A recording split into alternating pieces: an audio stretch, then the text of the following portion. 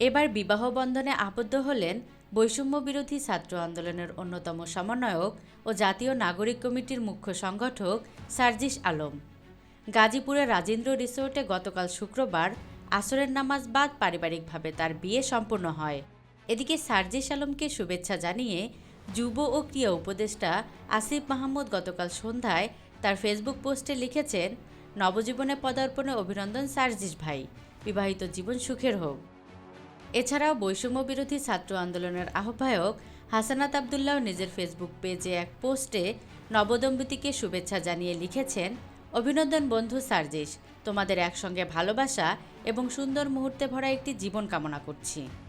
সার্জিস আলমের বিবাহ অনুষ্ঠানে উপস্থিত ছিলেন উপদেষ্টা আসিফ মাহমুদ ছাড়াও তথ্য উপদেষ্টা নাহিদ ইসলাম, উপদেষ্টা মাহফুজ আলম ও আরও অনেকে।